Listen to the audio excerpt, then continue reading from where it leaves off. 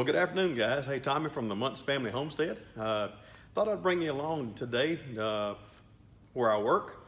I do work a 40-hour-a-week job besides being a pastor, besides being a volunteer fireman. I try to keep an interesting life. Today, I'm actually replacing the floor in a trailer, and I'll show you where I've started. And for some of those that might not know how to replace a floor, it's not that big of a deal. You just have to have a few tools here and there. A skill saw would be good, a jigsaw that I use, and a few other things. But I'm going to bring you along just to kind of show you my way of doing it. It may not be the simplest way, but it's the way that I've done it for years and works really good. Now these trailers came with a non-treated lumber to them, and they will not last out in the weather.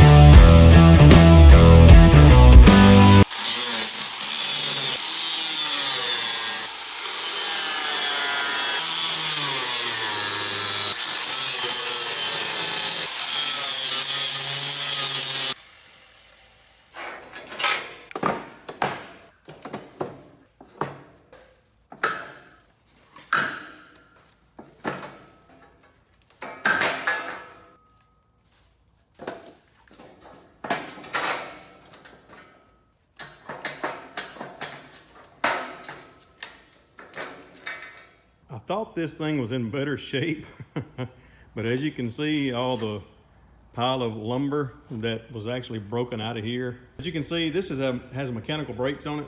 When the vehicle that's towing it slows down, it actually puts pressure on the master cylinder that's up front, pushes brake fluid back here through that brake line that's not supposed to be looking like that. It's supposed to be tied up, so we'll be going ahead and repairing all that also. Okay guys, our lumber has arrived from our local lumber company. These are 2x8 by 16 treated. There's 9 of those, and then a 2x4 by 16 treated. The span from the front to the rear before the dovetail. Now the dovetail starts, let's say right here. There's 14 feet there, and then there's 20 inches from there to there that we will cut off on those boards. Have a little bit left, not much, but we'll get into that. We got our lumber placed just on our trailer. Back here at the back, I did not cut it off yet because, like I said, the dovetail will be here. We're going to place these down, get a measurement, and we're just going to take one cut and go all the way across and take care of that. But as you can see, I'm drilling where these beams that go across here, here, and here, and all the rest of them. I will put 2 screws in each one of these. When it came out, they would go every other beam across there, and I didn't like that. But let's get these things going.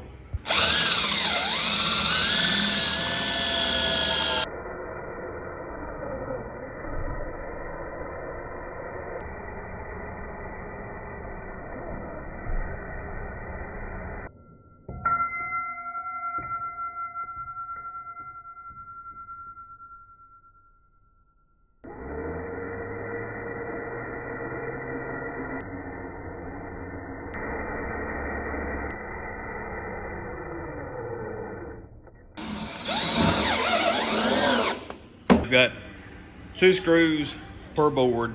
I did a video and somewhere or another it got lost, but I wanted to show you one of the tools that I was using to put these screws down with. It's a present that my son and daughter-in-law gave me back last Christmas, maybe 2 Christmases ago. But let me show you how this thing works and the brand it is. Now, I'll go ahead and tell you, Makita is not a sponsor of my channel or anything like that. But when I find a tool that I like, and this was a gift to me, this thing is great. And it's small, compact, but it has the torque that you need to put stuff down with. Let me show you.